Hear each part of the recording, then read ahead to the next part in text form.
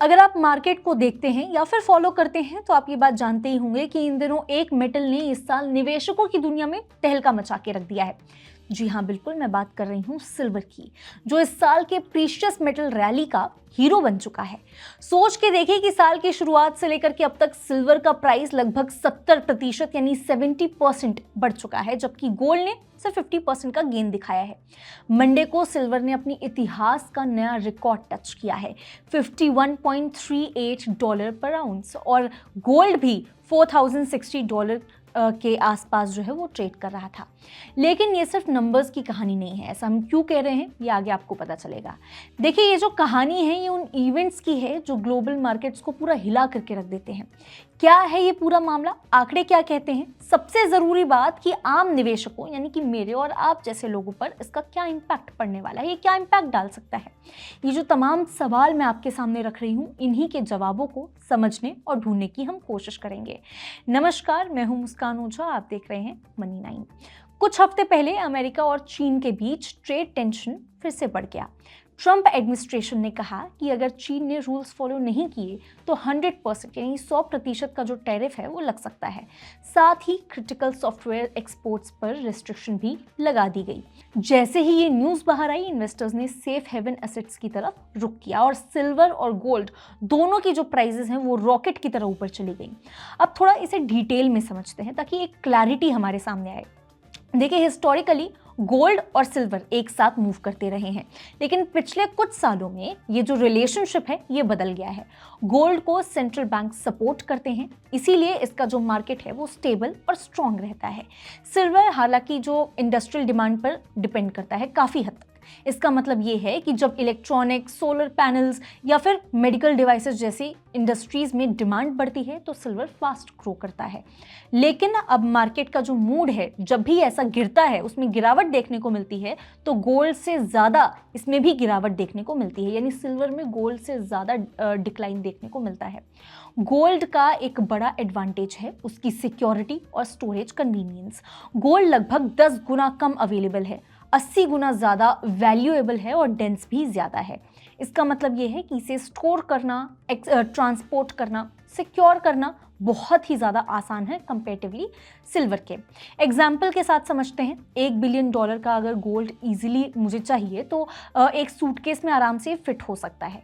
इसीलिए वही वैल्यू अगर मैं सिल्वर के हिसाब से देखूं तो इसके लिए मुझे पूरा एक ट्रक मंगवाना पड़ेगा। इसलिए बड़े इन्वेस्टर्स और सेंट्रल बैंक जो है वो गोल्ड को ज़्यादा प्रेफरेंस देते हैं, ज़्यादा प्रेफर करते हैं। इस साल सिल्वर का जो रैली है वो और भी ज़्यादा कंपैरेटिवली मजबूत हुआ है, क्योंकि लंदन का जो फिजिकल मार्केट है वो टाइट हो गया था और इन्वेंट्रीज लो थी। ग्लोबल इन्वेस्टर्स ने मैक्रो रिस्क के समय सेफ हेवन की तरफ पैसा लगाया। ये कॉम्बिनेशन सिल्वर को एक टर्बोचार्ज गोल्ड की तरह बनाता है। मतलब जब मार्केट में मैक्रो रिस्क शामिल होता है तो सिल्वर तेजी से बढ़ता है, और जब सेंटीमेंट बदलता है तो गिरावट भी तेज देखने को मिलती है।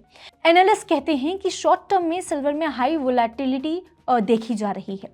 फेडरल रिजर्व ने इंटरेस्ट रेट कट्स की उम्मीद में भी सिल्वर और गोल्ड दोनों की इन्वेस्टमेंट डिमांड को पुश किया है। ट्रेडर्स एक्सपेक्ट कर रहे हैं कि अक्टूबर और दिसंबर में 25 बेसिस पॉइंट कट हो सकता है। इसके साथ ही जियोपॉलिटिकल टेंशंस और इकोनॉमिक अनसर्टेनिटीज ने सेफ हेवन डिमांड को और भी ज़्यादा बढ़ाया है पहले के कंपैरेटिवली। अब सबसे ज़रूरी बात यानी सिल्वर की प्राइस पर असर डालने वाले जो मेन फैक्टर्स हैं, हम उनकी बात कर लेते हैं। सबसे पहला फैक्टर है इंडस्ट्रियल डिमांड, यानी कि electronics, solar panels, medical devices, जिनके बारे में हम पहले भी बात कर चुके हैं। इनकी ज़रूरत बढ़े तो प्राइसेस बढ़ सकता है सिल्वर का। इन्वेस्टमेंट डिमांड यानी कि इकोनॉमिक अनसर्टेनिटी और मैक्रो रिस्क में सेफ हेवन की तरफ इन्वेस्टर्स पैसा डालना शुरू कर देते हैं। मॉनेटरी पॉलिसी यानी कि इंटरेस्ट रेट कट्स और क्वांटिटेटिव ईजिंग की उम्मीद प्राइस को ऊपर पुश करती है।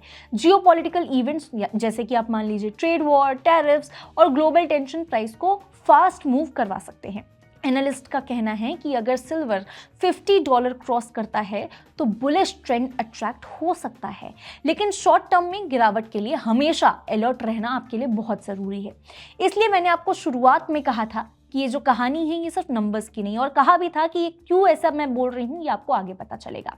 ये कहानी है कि कैसे एक छोटे से मेटल ने अपनी स्कैर्सिटी और इंडस्ट्रियल यूज के साथ इन्वेस्टर्स का कॉन्फिडेंस कैप्चर किया और हीरो बन गया। गोल्ड और सिल्वर दोनों ने रिकॉर्ड तोड़ दिए हैं, लेकिन सिल्वर ने दिखा दिया कि कभी कभी छोटे प्लेयर्स सबसे आगे निकल सकते हैं। अगर आप इन्वेस्टमेंट की दुनिया में कदम रखने वाले हैं तो ये मैसेज आपके लिए काफ़ी हद तक क्लियर है। सिर्फ पॉपुलर नाम या फिर ट्रेडिशन पर भरोसा करना काफ़ी नहीं होता।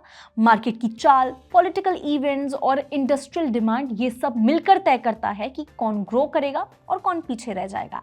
सिल्वर ने ये साबित कर दिया है कि सही टाइम और स्मार्ट डिसीजन ही सबसे बड़ा गेम चेंजर आगे चल के साबित हो सकता है। आपको ये पूरी कहानी कैसी लगी हमें कमेंट करके ज़रूर बताएं। तब तक के लिए देखते रहिए मनी9।